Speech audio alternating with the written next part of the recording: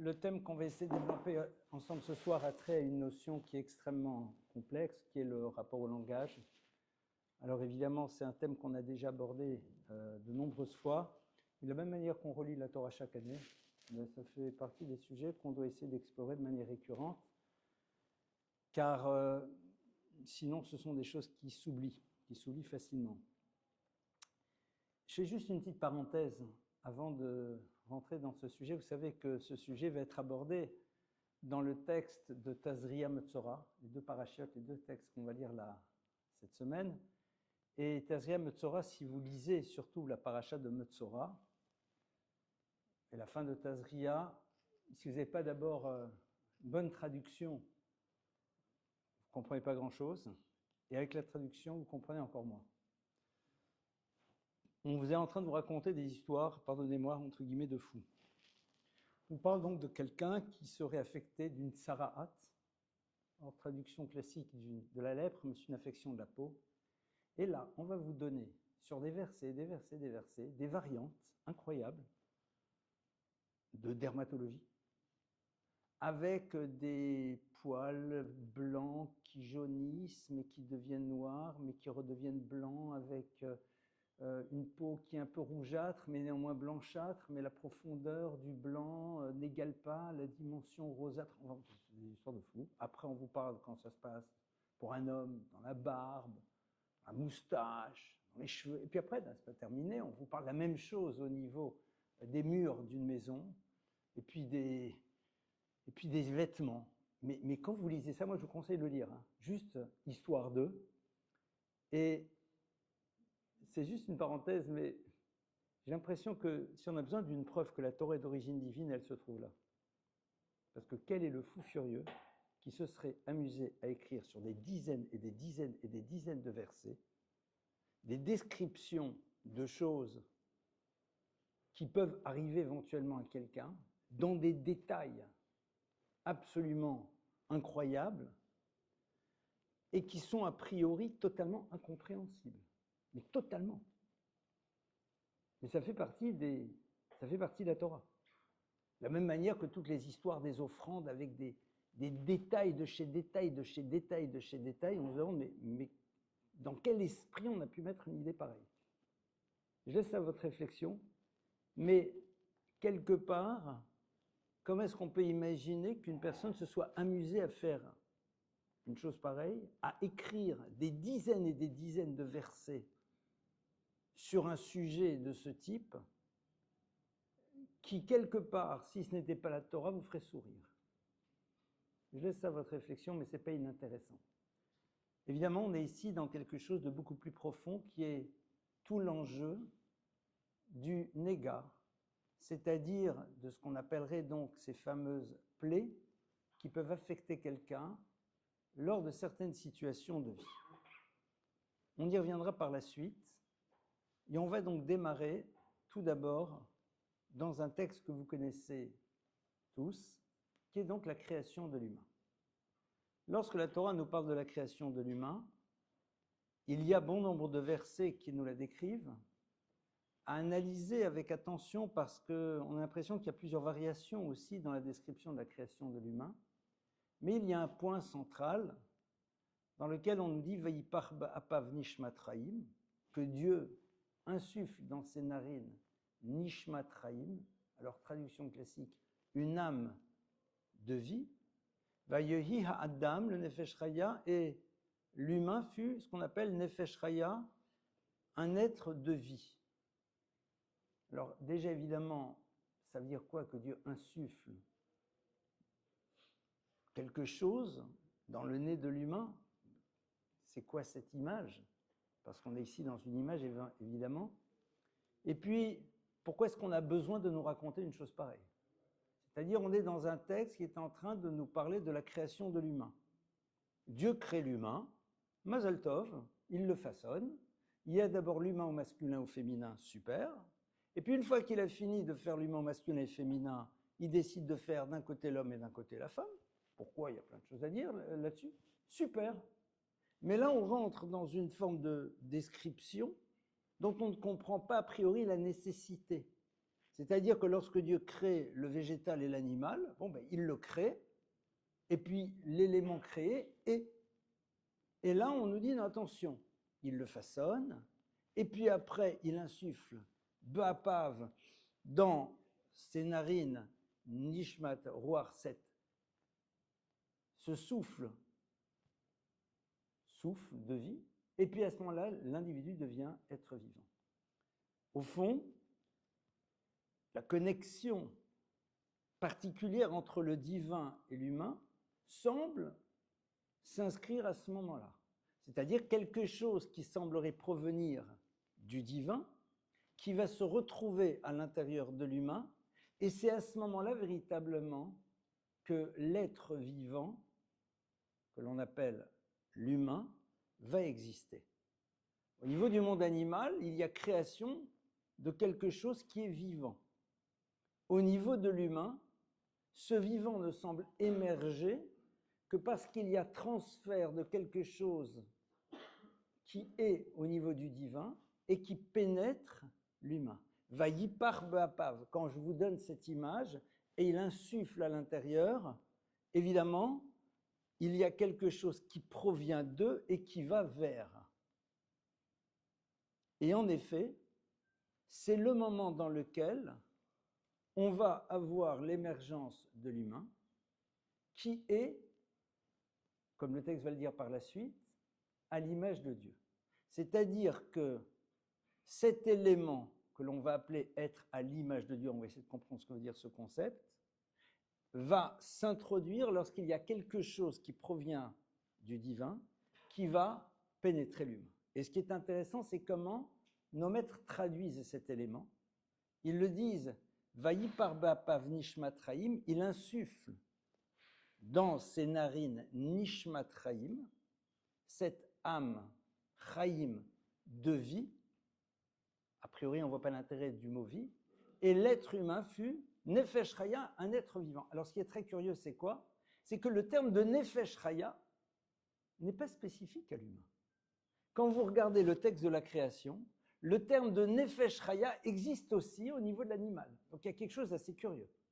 C'est-à-dire que l'animal est Nefesh Chaya, un être vivant. Comme ça, Dieu l'a créé, salut tout le monde. Pardonnez-moi l'expression. Et par contre, lorsqu'il s'agit de Adam, donc de l'humain, là, on fait pénétrer à l'intérieur de lui quelque chose qui s'appelle Nishmat Chaim, et il devient, c'est a priori les mêmes termes. Or, ce qui est intéressant de voir, c'est que le Targum, la traduction araméenne, qui est donc l'expression d'un des commentaires du texte, nous dit que l'être humain fut quoi? Ruach memalela. Ruach, un souffle, memalela, deux paroles. Ça veut dire quoi? Ça veut dire qu'il va y avoir en effet une analogie entre l'humain au masculin et au féminin d'un côté, de l'autre côté l'animal. Cette analogie, on va la voir à travers la dimension physiologique des deux, qui sont quasiment identiques au niveau des concepts et des principes. Reproduction, consommation, capacité sensorielle multiple, d'accord?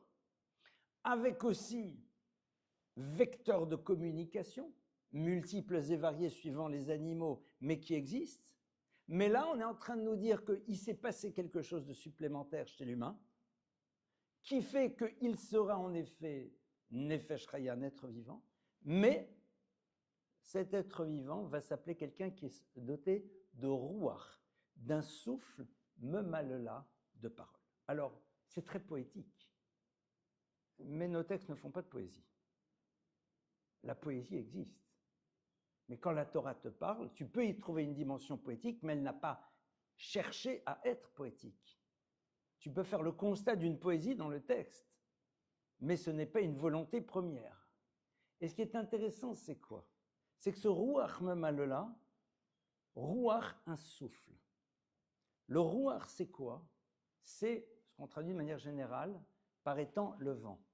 D'accord? Ruach, c'est le vent. Ruach noshavet, le vent souffle. D'accord? Le vent, c'est quoi? C'est un élément qui transporte et qui se déplace. D'accord ? Le principe même du vent, c'est un déplacement. La conscience que l'on a de la présence du vent, c'est parce qu'il est en train de se déplacer. J'ai presque envie de dire que quand l'air est immobile, on ne se rend pas compte qu'il est là, si ce n'est le fait qu'on est en train de vivre. Mais concrètement, la perception que l'on a, elle passe dès le moment où il se met en mouvement. Et donc, on associe le miloul, qui est le terme araméen qui désigne la parole, à la notion donc de ce ruach, à cette notion de mouvement. Traduction, ce qui va être cette singularité de l'humain, c'est qu'il va disposer de quelque chose qui va transporter, qui ne va pas s'arrêter là. L'animal, lorsque le cerf est en train de bramer pour pouvoir ramener à lui celle avec qui il va pouvoir assurer la progéniture, ne fait pas de déclarations d'amour qui vont définir une relation future. Il y a, entre guillemets, une communication qui est là par rapport à l'instant présent et qui n'est là que pour servir l'instant présent. C'est-à-dire que ce qu'on appellerait, entre guillemets, évidemment, parce qu'il ne s'agit pas de ça, la parole de l'animal, elle est là par rapport à la réalité de l'instant. Elle n'exprime pas quelque chose au niveau du devenir, au niveau du futur. Elle transporte quelque chose qui est nécessaire maintenant. Le point de départ, c'est de se rappeler qu'une parole transporte. Qu'une parole, c'est un mouvement. Quand ta parole ne crée pas de mouvement, entre guillemets, c'est la parole de l'animal. Passe-moi le sel, c'est une nécessité de l'instant, c'est le battement de l'aile des abeilles pour indiquer à leurs congénères où se trouve le champ dans lequel elles vont pouvoir aller butiner. C'est une nécessité de l'instant, c'est ce que j'appellerais la communication de nécessité. Et donc, à partir de cela, évidemment, le rapport au langage va commencer à la question de savoir quelle est la raison pour laquelle je parle et je dis. Donc, soit je m'arrête à une parole qui m'est nécessaire. Passe-moi le sel. Peux-tu faire ceci? Peux-tu faire cela? Même si c'est dans le temps que l'action va se dérouler, mais c'est une nécessité de l'instant, ou en tout cas une nécessité dans quelques instants, mais c'est la nécessité qui crée le. D'accord? Cette parole-là, ce n'est pas celle qui nous intéresse. Par contre, celle qui ne va pas occuper la nécessité de l'instant, celle-là, je vais me poser la question de ce qu'elle va transporter. C'est-à-dire, le mot que j'ai dit aura-t-il un impact à terme? Quand je peux dire à quelqu'un « passe-moi le sel », ça n'aura aucun impact dans la relation. Rien. Sauf si, évidemment, je hurle. Mais dans ce cas-là, ce n'est pas le mot « passe-moi le sel » qui pose problème. C'est l'hurlement qui l'accompagne. C'est l'impératif. C'est le regard. C'est tout ça qui pose problème. Mais le mot en tant que tel, « passe-moi le sel », ne pose aucun problème. Vous ne verrez jamais quelqu'un qui dit « pourquoi tu m'as dit passe-moi le sel? Pourquoi tu me l'as dit sur ce ton-là? Pourquoi tu me l'as dit en ne me calculant pas? Pourquoi tu m'as dit en criant dessus ?» Mais le mot lui-même ne véhicule rien de péjoratif. Ruach Memalela, le propre de l'humain, c'est d'être à l'image de Dieu à travers ce concept de parole qui nous renvoie à un futur, donc à un projet. Donc à une réflexion sur le devenir du mot que j'ai prononcé. Vayipar ba'apav, ça provient du divin, c'est la dimension divine qui est présente à l'intérieur de nous. Cette capacité de créer quelque chose au-delà de l'instant et au-delà de la nécessité.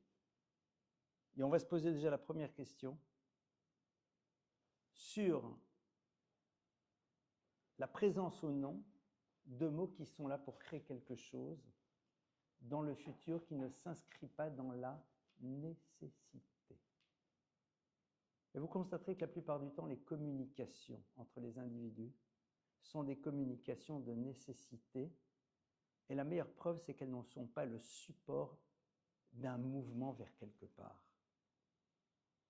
Maintenant, dès le moment où elles vont être le support d'un mouvement, c'est là où on va se poser la question de savoir quelle est l'utilisation que je fais de ce fameux Ruach Malala. Ça, c'est la question qui se pose ici. Et donc, à partir de là, évidemment, on va commencer à mieux comprendre certains textes du Talmud qui vont s'arrêter de manière très forte sur le rapport qui existe entre l'humain et la parole.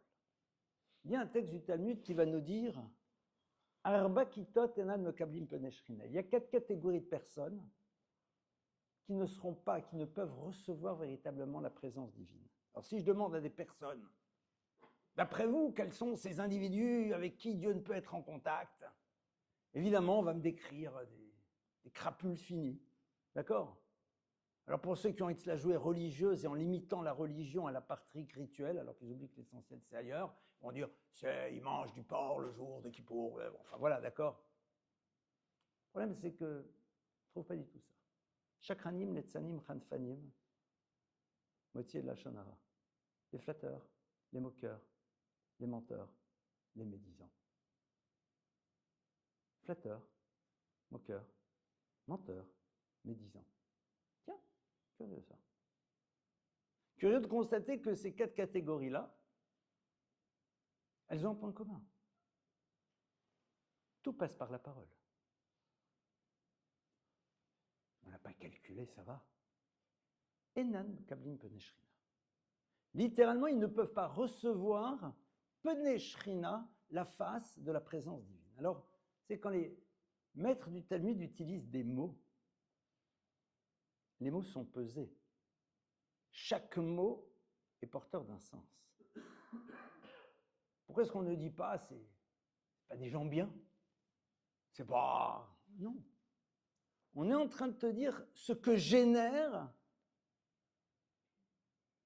le dévoiement de la parole. C'est-à-dire qu'il n'y a pas ici juste c'est pas bien ce que tu as fait, tu as menti et tu n'as pas le droit de mentir et tu n'as pas le droit de ceci. Non, non, ça c'est un deuxième problème. En amont, l'enjeu numéro 1, c'est quoi? C'est cette parole qui s'est dévoyée. Au-delà de ce qu'elle génère, au-delà de ce qu'elle crée, au-delà de la sanction éventuelle qu'on pourrait créer par rapport à ce que vous voulez, au-delà de ça, pour l'instant on n'est même pas là. Le point de départ c'est quoi? C'est que Arba Kitot, 4 groupes d'individus, ça veut dire que ce sont des systèmes. Ce sont des systèmes qui ont dévoyé la parole. Et cette parole dévoyée, c'est quoi? C'est tout simplement quelque chose qui n'est pas Mekabel Pnei Shrina. Mekabel, c'est recevoir. La Kabbalah, c'est recevoir. Mais la notion de recevoir n'a de sens que dans la mesure où tu peux pouvoir transmettre. C'est d'ailleurs la raison pour laquelle le texte dans les Pirkei Avot va nous dire Moshe Kibel Torah Misinaï, Moïse a reçu la Torah du Sinaï, Sarah, il a transmise. Lorsque j'utilise le terme de Kabbalah, et d'ailleurs c'est ça la fameuse Kabbale, Kabbalah c'est que j'ai reçu. D'ailleurs, la Kabbale n'existe que si tu as un maître. S'il n'y a pas de maître, il n'y a pas de Kabbale. Il y a des livres, il y a l'illusion de la Kabbale. Il y a la Kabbale des salons. C'est ça la Kabbalah. Là, tu reçois, il va falloir que tu transmettes. Mekabel Pnei Shrina, c'est au fond déjà rappeler que, attention, tu oublies qu'il y a cette notion de mouvement. C'est-à-dire que les mots que tu as prononcés ne s'arrêteront pas à l'instant T. Je vais citer quelqu'un dont j'aime bien les chansons, qui est Jean-Jacques Goldman, qui va dire juste quelques mots. Continuez. Le public ne connaît pas. Et le trouble de toute une vie.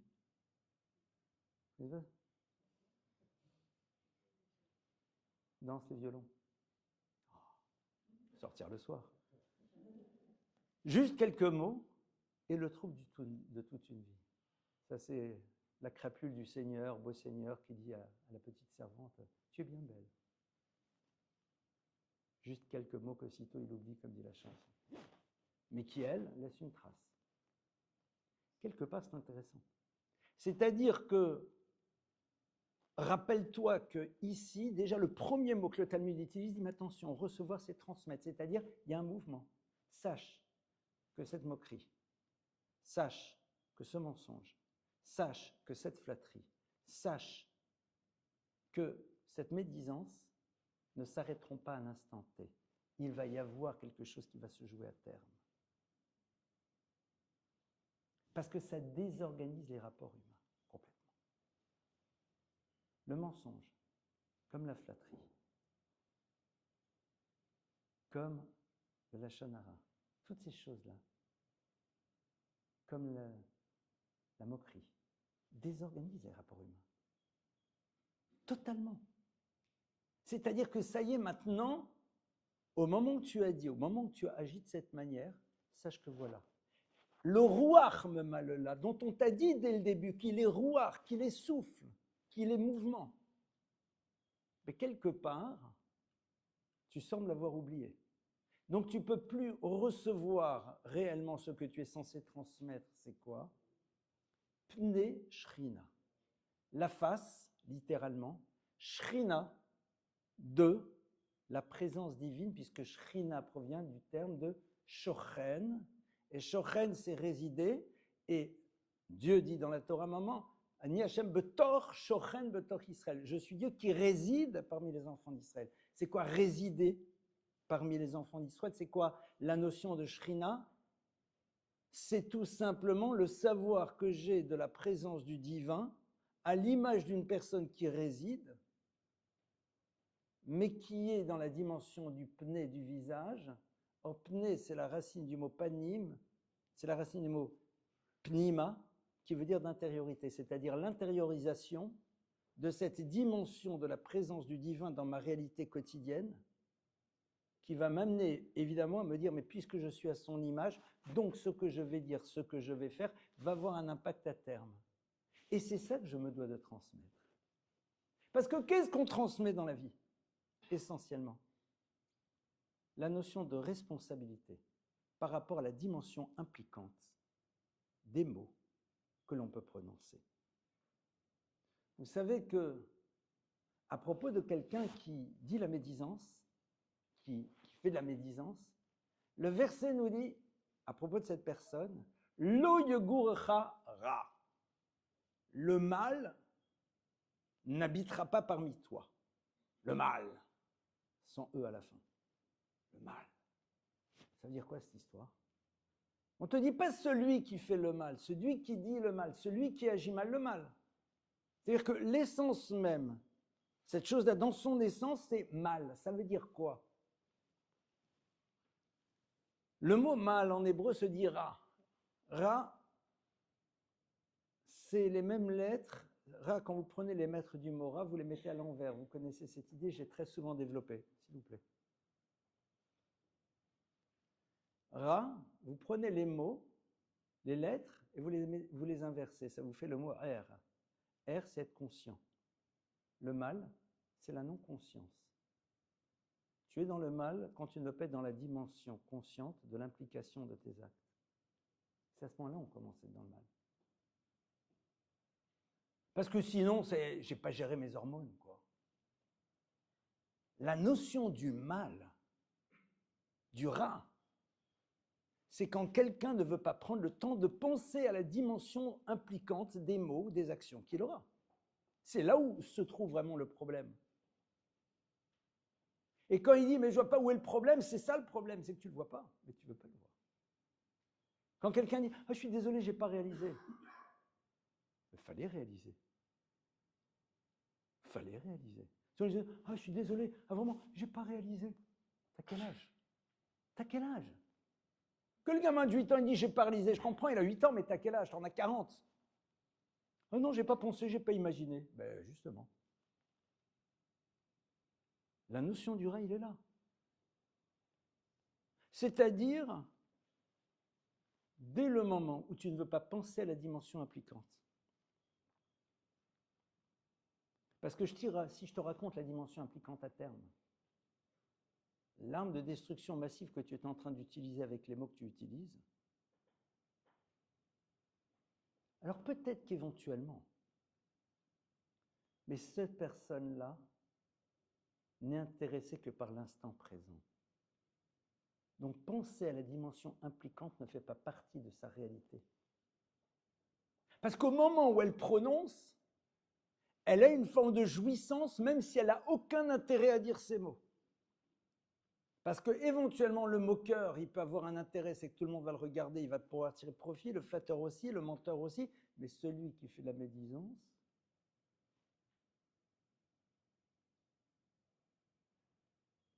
la jouissance qu'il a, c'est de l'avoir dit.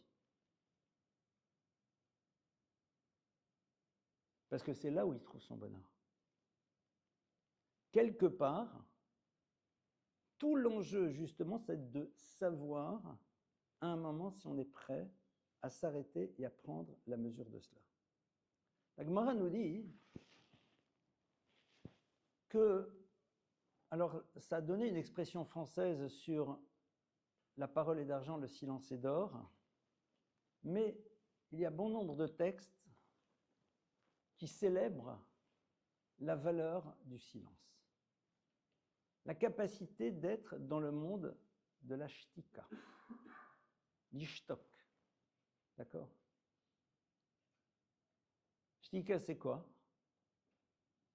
Quelqu'un se tait parce qu'il sait, comme dit le Rambam, qu'il existe plusieurs catégories de paroles. Il y a ce qu'on appelle dibur mitzvah. Une parole qui, au moment où elle est prononcée, elle est mitzvah, c'est-à-dire elle a l'acte qui génère dans l'univers une énergie positive. C'est une parole de Torah, c'est une parole de prière, c'est une parole de Télim. Le mot, au moment où il est prononcé en tant que tel, génère une énergie particulière dans l'univers. Après, il y a ce qu'on appelle une parole pour aller vers la mitzvah. C'est quoi? C'est tous les mots que l'on prononce les uns par rapport aux autres et qui sont à la source de quelque chose de positif. Ça me fait plaisir de te voir. Je voulais juste prendre de tes nouvelles pour savoir comment tu allais. C'est pas grand-chose, hein. Juste d'appeler quelqu'un pour lui demander « mais comment tu vas ?» Voilà. Je veux prendre de tes nouvelles. Non, si tu me dis que tout va bien, je suis très heureux. Voilà, je sais que je pensais à toi, quoi. Aujourd'hui, c'est tellement plus simple quand vous pouvez même l'envoyer par WhatsApp. Bon, sauf si vous faites du copier-coller, c'est un peu plus compliqué. Mais quelque part, ça c'est ce qu'on appelle. Après, il y a ce que l'on appelle la parole que Maïmonide appelle dégoûtante, mais qui n'est pas dégoûtante telle qu'on peut le comprendre, c'est-à-dire, il dit, qui n'est pas censée t'intéresser. C'est laquelle? C'est les conversations du café de commerce. C'est quoi une chose? Parce qu'au mot dégoûtant, et c'est pour ça que la traduction, je n'ai pas exactement celle-là, c'est quelque chose qu'on dit c'est dégoûtant, je prends de la distance, je m'en écarte, d'accord? C'est quoi l'idée du dégoût? C'est que cette chose, il peut y avoir des choses dégoûtantes pour un qui ne sont pas pour l'autre, d'accord? Le sentiment de dégoût, il peut être par rapport, je prends un truc un peu nul, je vous prie de m'excuser, dans le rapport à la nourriture, il y a certaines choses, je ne peux pas, d'accord? La chose en tant que telle, mais quelque part, c'est quoi? C'est quelque chose dont a priori on ne voit pas l'intérêt. Ça sert à quoi les conversations du café de commerce? D'ailleurs, ce n'est pas pour rien que dans tout le processus de purification de celui qui avait fait de la médisance, parce que je fais une petite parenthèse, celui qui avait fait de la médisance à l'époque du temple, alors était touché par ses affections de peau et à l'intérieur du processus qui allait permettre de réparer, donc de prendre conscience de ce qu'il avait fait, il devait amener une offrande faite de petits oiseaux. Pour dire, les oiseaux, tu fais la même chose. Comme un enfant. Ça part. Ça part. Et c'est intéressant parce qu'on dit, mais ça va. Le Zohar dit quelque chose de très bouleversant. Le maître de la Kabbale, le Zohar dit, savez qu'il y a un interdit dans la Torah qui s'appelle Otsat Zer al-Vatala, c'est-à-dire d'émettre sa semence en vain. D'accord? Émettre sa semence en vain, c'est pour un homme décider de jeter sa semence sans être dans le cadre d'une relation quelconque. D'accord? Dit le Talmud, il n'y a que 7 hommes dans l'histoire de l'humanité qui ont réussi à se préserver dans ce domaine. Donc on est tous tombés dedans, évidemment. L'idée, c'est pas de se mettre dans des situations ingérables. Le Talmud nous parle de l'homme qui propose à son fils qu'il habille, très bien, qu'il parfume, qu'il donne une bourse d'argent et qu'il met dans une rue qu'on appellerait aujourd'hui chaude. Agma nous dit, Maïa Saben chez le Yecheta. Comment tu veux que le fils, il ne faute pas? Il a 20 ans, beau gosse, sympathique, il a de l'argent, il a truc, il est dans un endroit où il a le syndrome de Roland-Garros. C'est pas simple de gérer. Maya Seaben, qu'est-ce que tu veux faire quand tu es un homme aujourd'hui et que tu as un portable et que tu t'es pas mis un filtre sur lequel tu n'as pas le code? T'es fou. T'es dingue. C'est la même chose. Parenthèse. Mais bon, pour ça, faut pas avoir peur de se dire les choses. C'est quoi le problème en vérité? Le problème, c'est que derrière la semence, il y a une énergie vitale. Et cette énergie vitale est gâchée. Alors, comme je l'ai dit, tout le monde a fauté dans ce domaine. Le Talmud, il y a 6 personnes dans l'histoire qui n'ont jamais fauté. L'idée, c'est de savoir se préserver. Et c'est comme dans la vie c'est des hauts, des bas, et on avance. On tombe 2 fois, on se relève 3 fois, on retombe 1 fois, on se relève 4 fois, etc. Et au fur et à mesure, et puis à un moment, on règle ses comptes avec soi-même. Si la conscience qu'on avait d'un interdit, quel qu'il soit d'ailleurs, était suffisante pour pouvoir le gérer, ça se saurait. Moi, j'aimerais. Quelqu'un dit, j'ai fait une bêtise, quelle qu'elle soit, d'accord? Et non, imaginez même un truc tout bête, là. T'es fan de gâteau au chocolat. Et le Tobib t'a dit, faut pas exagérer. Donc, t'es là, tu regrettes. Est-ce que le regret que tu as d'en avoir consommé fait que tu n'as plus du tout envie de manger de gâteau au chocolat? Ça se saurait. D'accord? Donc ça, dans ce cas-là, clairement, c'est un mouvement. Mais ce qui est intéressant, et c'est ce que le Zohar nous dit, le Zohar dit, prononcer des mots en vain, parler pour ne rien dire, juste parler pour ne rien dire, c'est disperser des énergies de liaison. Parce que l'énergie qui est présente dans la semence, elle est là pour lier d'abord l'homme à son épouse. Parce que même s'il y a un enfant qui est conçu, il n'y a qu'un spermatozoïde, tout le reste, non. C'est un élément, c'est une énergie de liaison. C'est une énergie qui renforce la relation amoureuse, qui renforce le lien. Donc elle remplit sa fonction, même si la femme, elle est sous pilule, ce que vous voulez. Donc elle n'est pas gâchée, parce qu'elle remplit une fonction. Dit le Zohar, les mots sont des énergies de liaison. Quand tu parles pour ne rien dire, il ne s'est rien passé. Si tu dis à l'autre, t'es sympa, c'est agréable, oui, il se passe quelque chose. Il y a une liaison, il y a quelque chose qui s'est passé. Et c'est pour ça que le Zohar compare ces paroles dans lesquelles on ne dit rien à cela. Alors bien sûr, de la même manière que dans cette première chose de ne pas gâcher ses énergies vitales, c'est un travail de vie, sur ça aussi c'est un travail de vie. Le fait de le savoir ne sera pas suffisamment puissant pour nous aider à mettre ça complètement de côté. Et c'est la raison pour laquelle le texte va nous dire Brit Krutalis Fataim, que Dieu a contracté une alliance avec la bouche, avec les lèvres, pardonnez-moi. Et c'est intéressant de voir parce que Brit, c'est quoi cette alliance? C'est la même chose que Brit Mila, la circoncision. Et Mila, c'est aussi un terme qui nous renvoie à la notion du mot. Et le Rav Tat, au nom du Rav Moshe Shapir, a expliqué quelque chose de génial. Il dit parce que tout simplement, le mot, comme la semence, sont, comme on vient d'essayer d'expliquer, des énergies fécondantes. Elles génèrent quelque chose qui s'inscrit dans l'éternité. Le Brit, l'alliance, c'est quelque chose qui est là pour être dans cet état de conscience de la chose. Une alliance, c'est vivre dans la conscience de la présence du tiers. C'est quoi quand on crée cette alliance, ce Brit Nisuim. L'alliance du mariage, c'est quoi? L'alliance du mariage, on appelle ça Brit Nisuim, c'est vivre dans la conscience de la présence de l'autre en permanence. Quand tu vis dans la conscience de l'autre en permanence, ça te permet à chaque moment de t'interroger sur la manière dont tu es, même si l'autre n'est pas visible, mais l'invisibilité de l'autre n'enlève en rien le fait qu'il existe. Si l'autre n'a d'impact que dans la mesure où il est visible, comment est-ce que vous voulez construire? Et je le redis, c'est un travail de vie. C'est-à-dire, le Brit, il est là, c'est quelque chose qui se travaille, c'est quelque chose qui s'élabore, c'est quelque chose qui se renforce, c'est quelque chose qui passe par des hauts, par des bas, etc., etc. C'est-à-dire là, on est en train de décrire ce qui doit être la finalité, vers ce quoi on tend. D'accord? Mais après, c'est un mouvement. Maintenant, donc, on va peut-être maintenant rentrer un petit peu plus donc, dans cette problématique du mot dans l'univers de ce que l'on appelle le Lachon Hara. Et voir un petit peu qu'est-ce qui se passe aujourd'hui dans le rapport qu'on a au langage. Alors,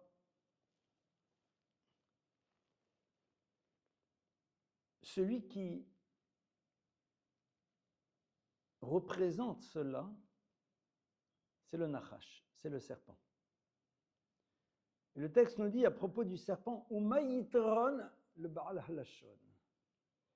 Et quel est yitaron, l'élément supplémentaire pour celui qui est le propriétaire, traduction première du lachon, du langage, mais Baal halashon, c'est aussi celui qui utilise cette capacité qu'il a pour dire des mots qui vont faire mal. Ma yitaron. C'est quoi le yitaron, c'est-à-dire l'élément supplémentaire? D'accord? Et en effet, le Nachash, le serpent, c'est ce symbole. Pourquoi?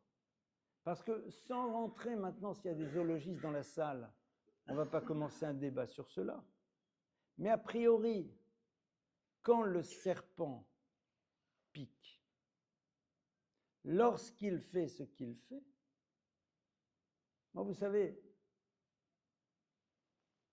j'aurais dit je mords pour faire prendre à l'autre qu'il est en train de me faire mal et qu'il s'en aille. Mais ce qu'il faut, c'est qu'il prenne conscience qu'il me fait mal. Donc j'utilise les armes qui sont les miennes. Mais le serpent, il inocule quelque chose. Enfin, il n'inocule rien, je vous rassure.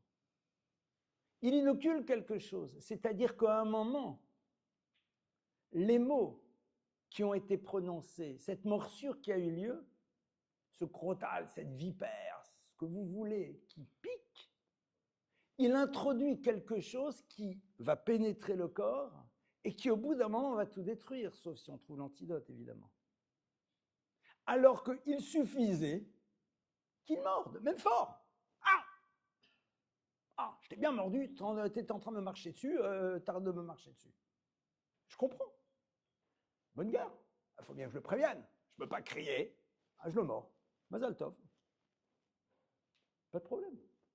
C'est-à-dire qu'au fond, ce qui est intéressant dans ce que représente le serpent, c'est qu'il y a un élément et une conséquence dont on ne voit pas l'intérêt. Et c'est ça l'idée. C'est qu'à un moment, le Nachash nous renvoie à cette idée-là, mais quel est l'intérêt? Quel est l'intérêt de la chose? Et pourquoi c'est le Nachash? Et c'est une notion que vous avez déjà entendue, que vous la connaissez par cœur.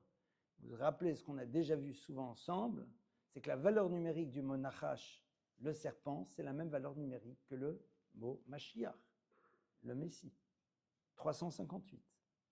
Et que quand on parle de Nachash, on parle de Mashiach. Ça veut dire que toute la notion du Mashiach, elle se retrouve dans la compréhension de ce qui s'est joué avec le Nachash. Et qu'est-ce qui s'est joué avec le Nachash? Beaucoup de choses, mais une des choses qui se joue, c'est le fait qu'à un moment, il va représenter cet acte qui à terme détruit et dont on ne comprend pas la nécessité. Et c'est pour ça qu'on nous dit que le Lachon Hara, la médisance, va au-delà des 3 interdits majeurs de la Torah, qui sont l'idolâtrie, les mœurs interdites et le meurtre. Parce qu'au moment où il est prononcé, on sait qu'il va y avoir une conséquence. Ça y est, c'est sûr. C'est clair. Parce que s'il n'y a pas de conséquence, c'est qu'il n'y a pas eu de lachon hara.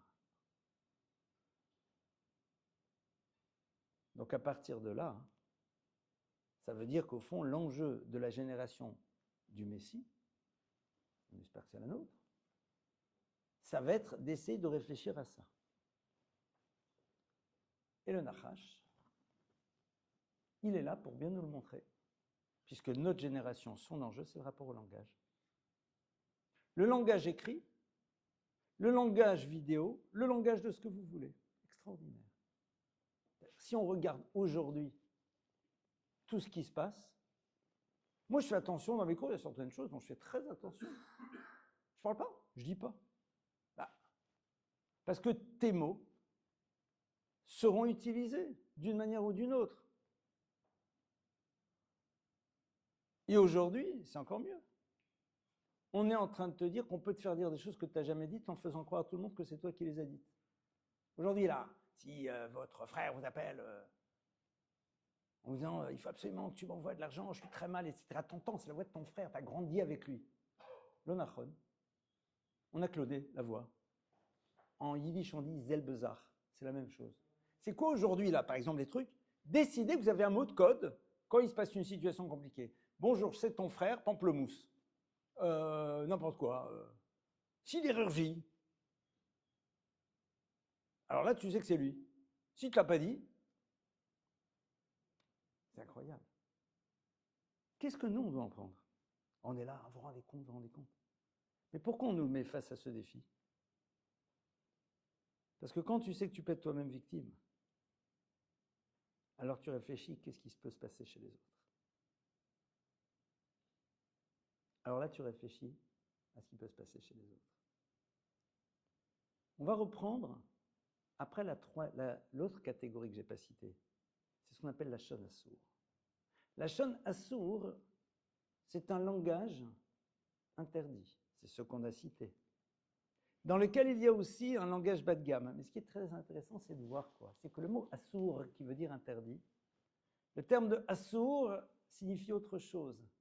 Assir, c'est quelqu'un qui est emprisonné. Les essor, malchem bezikim, dit le texte, pour pouvoir emprisonner leur roi, bezikim avec des chaînes. D'accord? Intéressant de voir que le terme qui désigne l'interdit, assour, nous renvoie aussi à la dimension de l'emprisonnement. Pourquoi? Parce que dès lors que l'on est dans le issour, c'est-à-dire dès le moment où on est dans la transgression, au fond, il y a quelque chose qui risque de nous enfermer à l'intérieur de ce qu'on vient de faire. Pourquoi? Parce que l'être humain a difficile à accepter qu'à un moment, il n'a pas été à la hauteur de ce qu'il devait être. Donc, quelque part, il est obligé de s'enfermer à l'intérieur d'un système pour se sentir moins mal par rapport à son erreur. Ce qui est au passage une erreur. Mais on nous montre, voilà le danger de la chose. C'est pas que ça va tomber automatiquement, mais voilà le danger. Le danger, il est là. Et donc, c'est intéressant de voir que, justement, c'est là où, en effet, le lachon assour, le langage qui est assour, qui est interdit, c'est quoi? C'est justement celui qui va, à un moment, lui, par contre, emprisonner. Pourquoi? Parce qu'il va te faire entrer dans un système à l'intérieur duquel tu vas te coincer. Pourquoi? Parce que tout simplement, tu ne seras plus dans le même rapport aux autres. Parce qu'au bout d'un moment aussi, les autres ne seront plus dans le même rapport à toi. Donc, quelque part, tu t'es enfermé dans ton monde. Moi, je ne peux pas être vraiment proche de quelqu'un qui fait du lachon hara. C'est pas que j'en fais pas. Hein. J'espère que j'en fais pas trop. Mais à moins quelqu'un qui s'est installé dans le système, pourquoi? Parce que j'ose pas lui parler. Parce que même sur un truc banal, c'est pas ce qu'il peut te dire. et ce qu'il peut te faire dire et ce qu'il peut dire aux autres. Tu te protèges de lui, tu as peur de lui. Maintenant donc, la Torah, elle te dit quoi? La Torah, elle te dit, voilà, quand quelqu'un, à l'époque du Beth Amikdash, du temple de Jérusalem, il est en train de dire de la médisance, on lui offre un cadeau incroyable. C'est le cadeau de cette affection de la peau, qui est donc la tsaraat. Pourquoi? Parce qu'il va avoir ce qu'on appelle nega. Nega, c'est une plaie. Et dit la Gemara, ve'en le mata men nega ve'en le ma'ala me'oneg. Les maîtres du Talmud font remarquer que le mot nega, qui veut dire la plaie, c'est les mêmes lettres que le mot oneg, qui veut dire délice. Intéressant. Le terme de oneg, par exemple, est utilisé à propos de Shabbat. Nega, nun gimel ayin. Oneg ayin, nun gimel. D'accord? C'est les mêmes lettres. Et les maîtres du Talmud disent, le plus haut niveau, c'est oneg.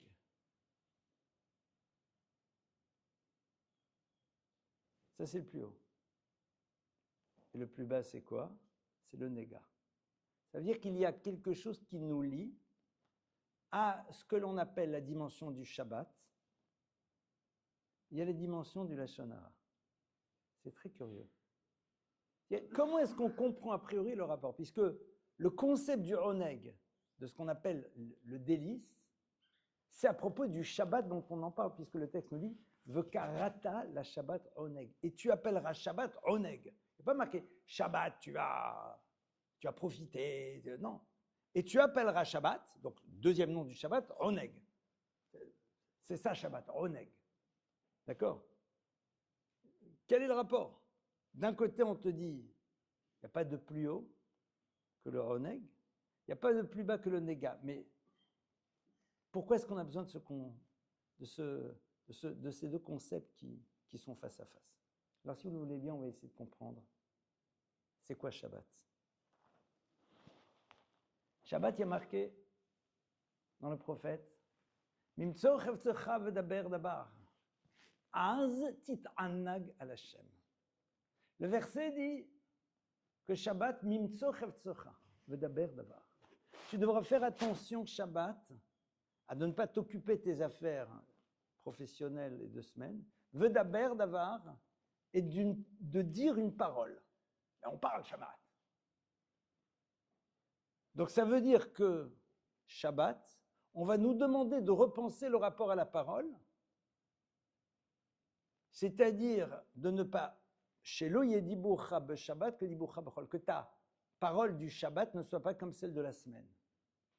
Ça veut dire que Shabbat, il va falloir penser à ce que je dis. Alors attention, pas de stress, hein, tout va bien, on se détend. Je peux le dire, je ne peux pas le dire, monsieur le rabbin. D'accord? Non, non. On se détend, tout va bien. Mais c'est intéressant de voir qu'on dit, c'est intéressant de réfléchir. On réfléchit. C'est-à-dire, cette conversation café du commerce, on n'a pas réservé la table du Shabbat. Donc, quelque part, pourquoi on la met sur la table? Alors, parfois, elle va être un prélude à une autre conversation beaucoup plus spirituelle. Donc, il faut pas... Attention, il faut être... on se détend, hein? D'accord? Ah, t'as parlé de Trump? Ah non, non, on se détend. Parfois, justement, les gens, ils kiffent. Mais, d'accord?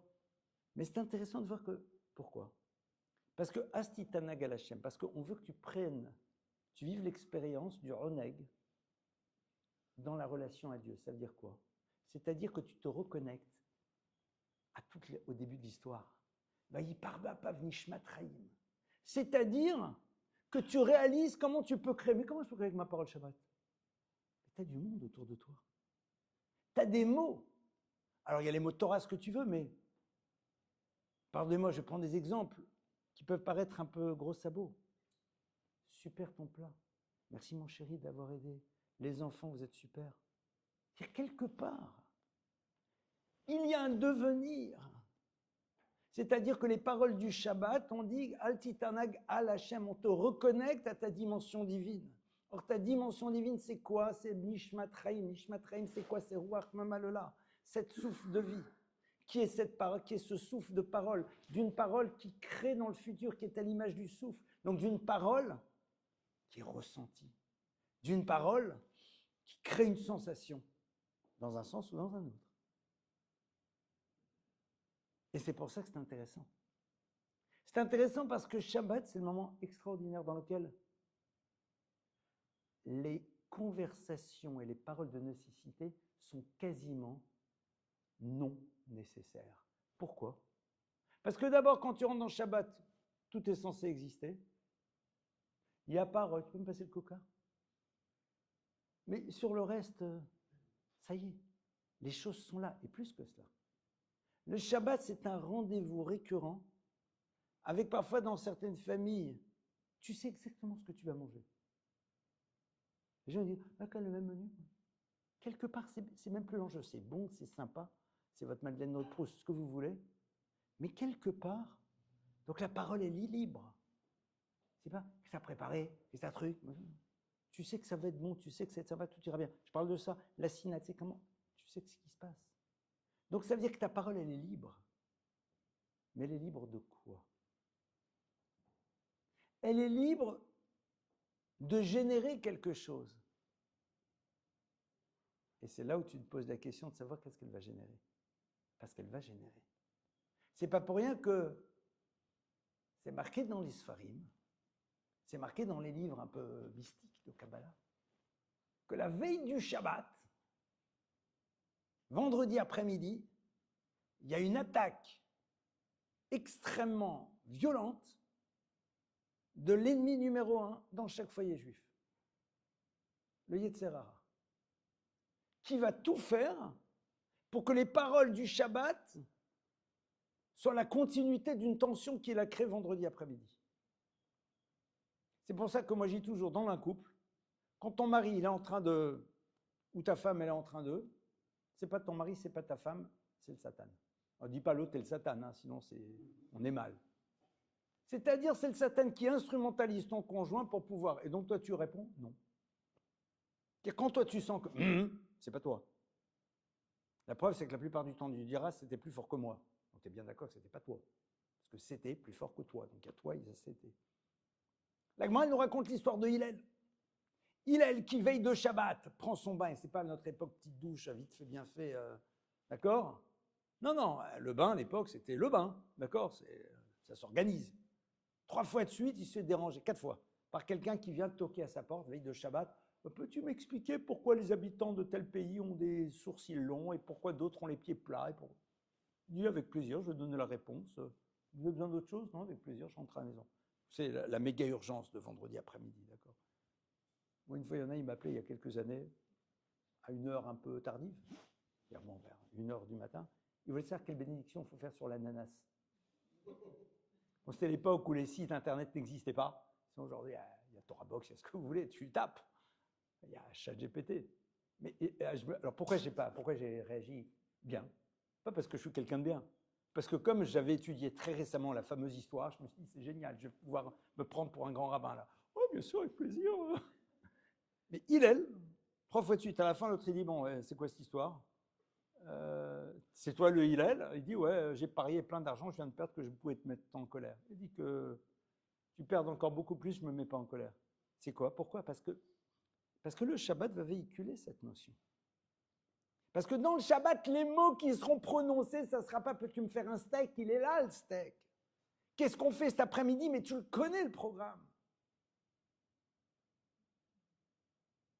Donc quelque part, il va y avoir des mots. C'est quoi les mots qui vont être prononcés? C'est des mots qui vont créer un futur, mais dans les deux sens. Ça, c'est ton choix. C'est pour ça que quand on nous dit que la veille du... Souvent, j'ai dit, oh, on est là. Non. C'est beaucoup plus fort. Parce que ce qui s'est passé il y a 2-3 heures, tu ne vas pas l'évacuer tout de suite. Et quelque part, ils vont déterminer les mots que tu vas prononcer. Alors, est-ce que tu choisis le reneg ou tu choisis le néga? Ça, c'est à toi de choisir. Ils sont aux antipodes l'un de l'autre. Mais ils se retrouvent très facilement à travers le mot. Et ça, c'est le choix que tu dois faire. À partir de là, À partir de là, encore un petit point, c'est ce que l'on appelle donc un petit peu l'idée du... Alors le terme a souvent été dévoyé, mais si on regarde, à aucun moment la Torah nous demande de bien parler. Elle ne dit pas « fais des compliments ». D'accord ? Comme d'ailleurs dans l'univers des Midot, des traits de caractère, la Torah ne dit pas « sois sympa, sois sensible, sois à l'écoute ». Elle te dit des petites choses. Dit le Gaon de Vilna parce que c'est quelque chose qui ne doit pas être vécu comme étant une forme d'obligation religieuse. Bon, ben, j'ai été sympa, tac, tac. Non, non. C'est quelque chose qui doit être un état présent à l'intérieur de toi. C'est pour ça qu'en vérité, si je te dis tu dois dire, alors tu vas dire. Mais en vérité, l'âme du mot n'est pas présente. C'est quelque chose qui sera vide. Parce que ce qui nourrit une parole, c'est ce que j'appellerais sa structure émotionnelle, ce que j'appellerais l'au-delà du mot, c'est-à-dire ce que tu veux que le mot véhicule. Et c'est ce que tu veux que le mot véhicule qui va pouvoir pénétrer véritablement l'autre et donc la relation. Et ça, en effet, c'est quelque chose qui se construit à l'intérieur. C'est pour ça qu'on va, oui, on va dire aux gens, il faut parler positivement. Mais quelque part, l'absence de conviction par rapport à ce que tu veux véhiculer dans le mot invalide le mot que tu prononces. Parce qu'il restera en surface, mais tu auras l'impression que parce qu'il a été dit, il était suffisant, et l'essentiel ne sera jamais présent. Et ça, en effet, c'est quelque chose qui nous appartient à chacune, à chacun d'entre nous de travailler. Et c'est la raison pour laquelle Wolbe explique et dit que il serait intéressant tous les jours de s'arrêter un instant. Et au moins sur une phrase rituelle. Que ce soit un rituel religieux ou un rituel relationnel, de s'arrêter et de réfléchir aux mots que l'on va prononcer de ce qu'il veut dire. Et à partir de là, de le prononcer. Bonjour, comment vas-tu? Comment vas-tu? Est-ce que je suis vraiment intéressé de savoir comment il va? Si je veux savoir comment l'autre va, c'est-à-dire que j'ai qu'une envie, c'est qu'il aille bien. Mais est-ce que moi, je fais tout pour que cet autre aille bien? Tout bête. Suis-je prêt réellement à entendre la vraie réponse?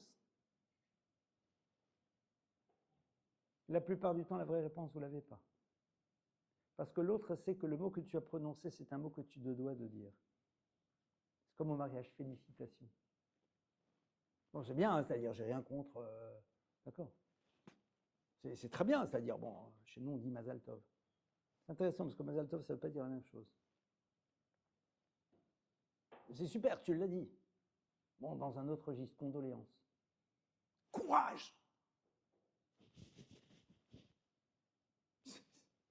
Qu'est-ce que tu me dis? Qu'est-ce que tu me racontes? C'était super! Je suis au courant. C'est intéressant de réaliser qu'on s'est habitué. Alors, moi en tête, comme tout le monde, comme je le dis, c'est un travail de vie, hein, qu'on soit bien clair. C'est-à-dire, c'est intéressant de se dire, c'est super. On a un vrai travail, c'est génial. Un travail qui dure des années, qui ne s'arrête jamais, c'est extraordinaire. Mais quand on écoute les Chachmei Israël, les maîtres du peuple juif, chacun des mots qu'ils prononcent, on s'arrête dessus. Moi, je me rappelle les paroles qu'ont prononcées mes maîtres. Mais je réalise des années après comment chaque mot était ciselé. Et pas à travers nécessairement des paroles, non. Mais le mot véhiculait ce qu'il voulait dire.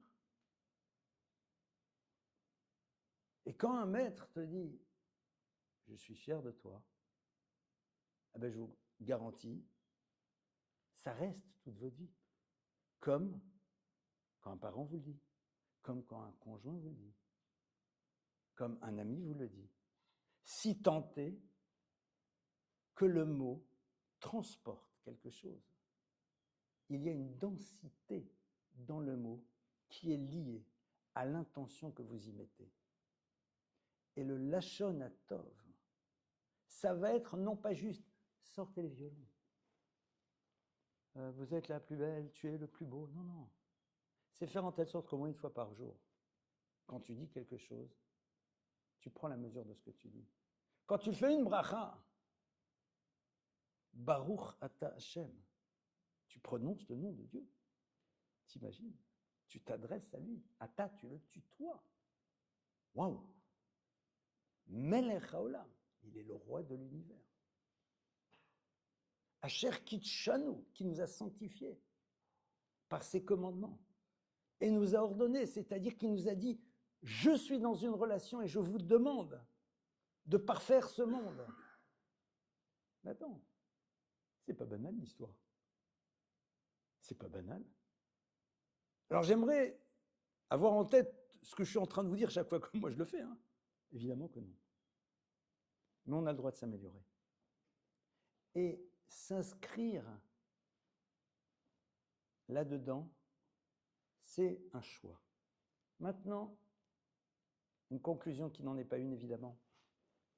De manière ultra technique, comment faire pour ne pas tomber dans cette parole qui détruit? Rav Wolbe donne une idée incroyable.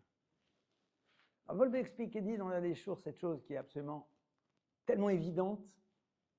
Il va dire la meilleure solution. Non pas pour se retenir. C'est comme dire, ah non, je ne peux pas le dire, hein, c'est du lachon hara. Tu le connais, lui? Ouais, qu'est-ce que tu en penses? Ah, je ne peux pas dire c'est du lachon hara. Pardon l'expression, bidon. Ah, je ne peux pas te parler d'elle, hein, ça serait de la médisance. Tu as tout dit, quoi. Je ne peux pas dire. Hein.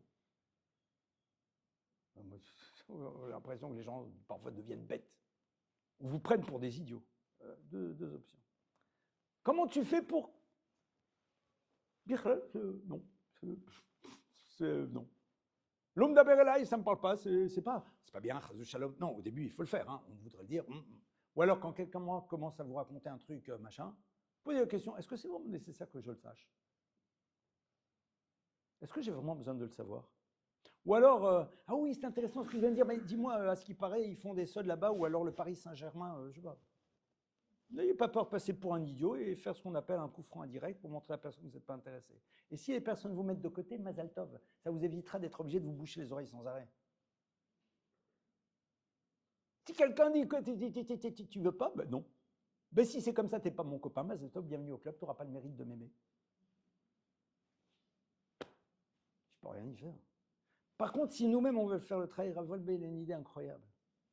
Rav Wolbe explique travailler sur une notion qui est la notion du chesed. Chesed, c'est quoi? Vouloir donner aux autres. Et Rav Wolbe dit cette idée absolument géniale. Quelqu'un qui est bal chesed n'a qu'une préoccupation dans la vie. C'est comment il peut donner, comment il peut aider. Et donc, à partir de là, je vois quelqu'un qui fait une erreur. Donc, c'est pas on m'a raconté, je l'ai vu. Il n'y a aucune manière de juger positivement. Le gars, il venait de manger un bon repas, donc il n'est pas en hypoglycémie. Le gars, il est là, il s'est pris son machin, c'est pas, et ça je vous fais dans les trucs light, il y a du plus compliqué, etc. Il n'y a pas photo. D'accord? Il a vraiment menti, il a volé, pas parce qu'il y a... Qu'est-ce qui fait que même pas en rêve, tu vas en parler? C'est que quelqu'un qui est bal chesed, qui voit quelqu'un qui dysfonctionne, dire à Wolbe, il se pose une question. Bema ani yachol la'azorlo. Comment je peux l'aider? Comment je peux l'aider? Bema ani yachol la'azorlo. Quand tu vois quelqu'un qui fait une erreur, quand tu vois quelqu'un qui dysfonctionne, Quand tu vois ta copine ou ton copain qui est en train d'être un peu borderline dans des trucs, etc., et ça se passe mal, et pas nécessairement dans des transgressions, mais qui est en train d'être dans des trucs nullissimes. D'abord, si tu l'aimes, ça te bouleverse. Si tu l'aimes, ça te bouleverse. La meilleure manière de savoir si vous aimez quelqu'un, c'est de savoir si quand vous le voyez aller dans le mur, et pas le drame, hein, vous êtes en train de chantonner « Chacun sa vie, chacun son chemin, liberté ». Mais tu l'aimes pas. Tu vois que le gars va dans le mur. Et tu dis chacun sa vie, chacun son chemin, c'est son problème, tout ira bien. De manière que les autres. Je ne peux pas le changer, mais je peux l'aider peut-être à prendre le temps de réfléchir. Et la meilleure manière de ne pas aider quelqu'un, c'est de le tirer vers le bas en racontant à tout le monde que le gars ne va pas. C'est l'antithèse de ça. Quand ta préoccupation, elle est là, tu n'as même pas besoin de te poser la question du Lachon Hara. Alors les gens vont dire, oui, mais est-ce qu'on peut dire du Lachon Hara sur le gars qui a maudit l'autre? Ok, commencez sur celui-là, allez-y, faites-vous plaisir. Parce qu'on ne va pas changer du jour au lendemain. Mais en vérité, tu n'as même pas besoin d'en dire parce que tu as autre chose à dire. Parce que le Rambam, il t'a dit, Bichlal, ta bouche, elle est là, mais tu as tellement d'autres choses à faire avec. Qu'est-ce que tu as besoin de gâcher la semence? Ça ne sert à rien. Ça ne sert à rien. Alors certains disent, oui, parfois il faut se dire, on se calme. Parce que là, on joue avec quoi? Moi, il y a des gens, ils vont vous appeler sur le rabbin. Et il y a une Gemara incroyable. J'ai vu ce commentaire cette semaine. J'ai trouvé ce commentaire incroyable. La Gemara nous dit, En ashir que chazir, ve'en aniya, ve'en ani, ve'en ani que kelev. Il n'y a pas de plus grand riche que le porc, et il n'y a pas de plus grand pauvre que le chien. Ma pirouche. Arrive le Gaon du Vilna, c'est une des explications, l'explication est lumineuse. Il dit, la Gemara nous dit que celui qui fait de la médisance, le vrai médisant là, Raoui lachlichol le kelev, celui-là tu peux le jeter au chien. Il faudrait expliquer pourquoi d'Afka les chiens, etc. Je ne vais pas rentrer là-dedans, d'accord? En tout cas, lui, voilà. Voilà, c'est là où tu dois être. Bon. Maintenant, dites-moi. Au Kiddush à la synagogue samedi matin. Je ne parle pas chez vous, vous êtes tous des gens géniaux. Mais bon, dans une communauté peut-être qui existait, d'accord? On a envie d'imaginer qu'elle a juste existé. Le super Kiddush. Les plateaux de charcuterie. Il y a un moment où vous entendez un hurlement. On s'est rendu compte que il y avait du pain. Ils sont trompés, machin. Tout le monde là, l'horreur, les trucs, t'en as mangé, t'en as pas mangé, monsieur le rabbin, qu'est-ce qu'il faut faire, comment il faut faire tchouva, etc. Faut jeûner, machin. Vous entendrez les mêmes cris quand Pierre il est en train de dire à Paul, oui, dis-moi, t'es au courant de... Hein? Non, au contraire.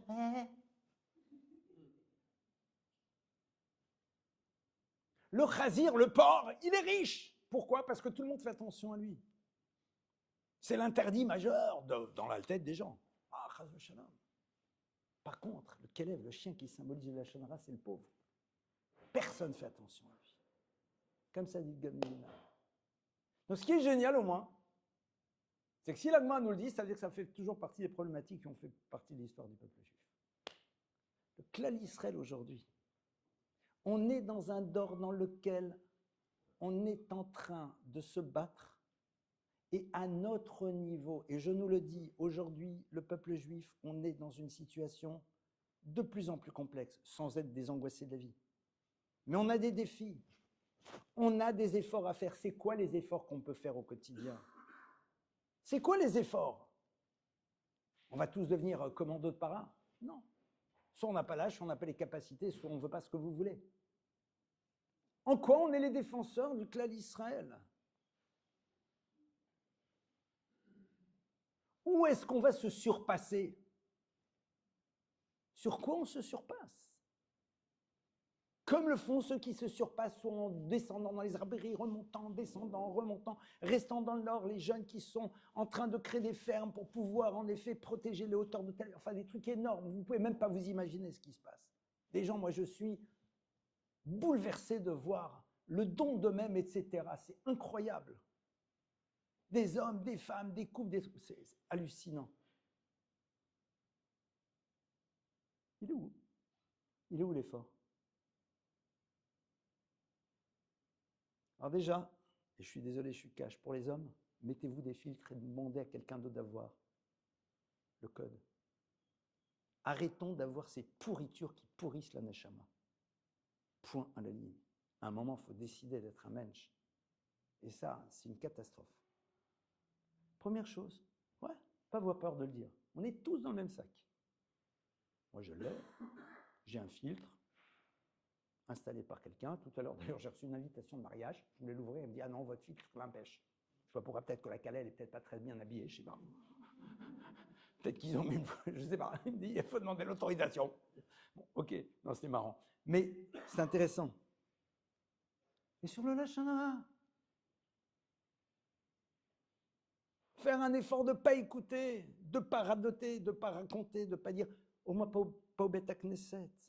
Et si ça nous exclut, ce n'est pas grave. Ce n'est pas grave. Parce qu'elle est où la limite? Si tu peux écouter ce que je raconte, ben, je suis plus ton copain.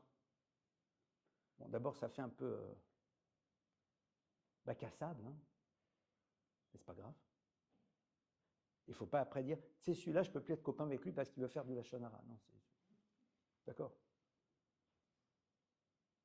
On y arrive beaucoup plus facilement si on a ce chesed et si on a la bouche qui est occupée par tellement d'autres choses. Voilà quelques pistes de réflexion sur un sujet qui est un sacré travail. Un sacré travail. Vraiment un travail sacré dans les deux sens du terme. Il est sacré parce qu'il est exceptionnel et dans la connotation plus classique parce qu'il n'est pas simple, mais quelque part, le Fumtzara grâce et suivant l'effort qu'est la récompense, on fait ça pour nous et pour tout le clan d'Israël, et quelque part, c'est ce à quoi la Torah nous engage.